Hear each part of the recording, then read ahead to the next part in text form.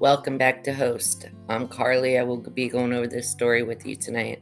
As always, please like, share, and subscribe. And in the comments, if you think this story is real or fake, please let us know. Now, tonight's story is called Love in the Making, which is kind of different for this story because this is going to go out to the one, she felt it. She felt it deep in her soul. He kept popping back up into her life every couple of years, and she didn't know why. She didn't know if the ties that bind her to this young gentleman was really that deep, or it was just karma playing a sick joke on her. She didn't know. Young lady as she is, went off to college, got her degree, came out of college, and started living her life. Um, 10 years goes by, she's married, has a child, they go through a divorce, and she's back on the dating scene. Well, she happens to run into the same guy she knew when she was a younger lady. They started dating again. As time would heal, one would say, all wounds. This wound was pretty deep for her. She still felt attracted to him. She still felt this yearning for his touch, his kiss, and all that. Well, they started dating, and old habits were still with him.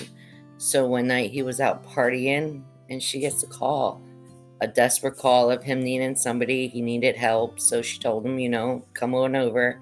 We can sit down and talk about this. Well, she waited up for hours and hours on end until the day kind of broke. And then she got that news, the news nobody wants to get, the news that he had OD'd the night before. He never made it to her. He never got to reach out and tell her how he truly felt. The devil on his shoulder was too much for him, I guess, to handle. So that night, she's mourning and she feels something right beside her. Nothing too obvious, just like a feeling of comfort and a little coldness, too. So, she goes to sleep. She wakes up the next day, goes about her business. A couple weeks go by and she feels it again. This time she was having trouble at her job and she just needed somebody to talk to, but her normal friends weren't really answering her phone calls. So she sat down that night, had a cup of wine, took a shower, and went to relax in bed that night. And she felt it again, a comforting presence. But this time it was a little different. Something moved on her nightstand, kind of made her jump. She was wondering what that could have been. So nighttime finally took its toll on her and she fell asleep. The next morning she woke up. But when she woke up, something was written on her mirror. It said, okay. She didn't know what that meant. Maybe she slept walked. Maybe she wrote it herself. She didn't know. So she wiped it off and went about her business. A couple weeks go by, no big deal. She really put that stuff in the back of her mind. She was sitting there watching a movie, and all of a sudden the lights in her kitchen kind of flickered, caught her eye.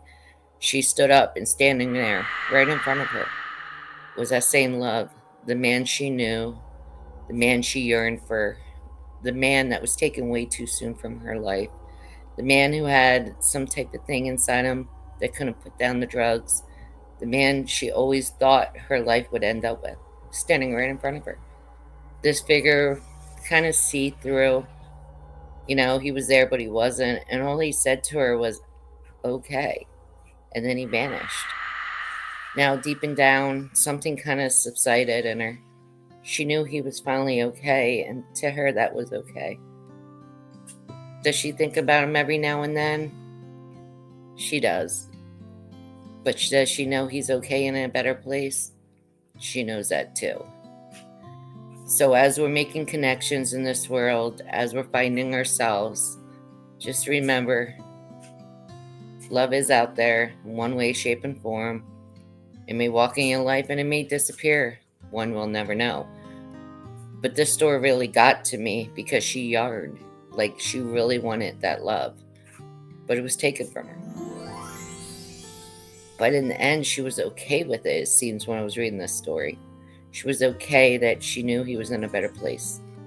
She knew life sometimes just isn't fair.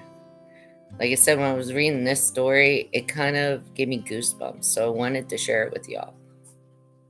And as always, blessed be. Have a great day.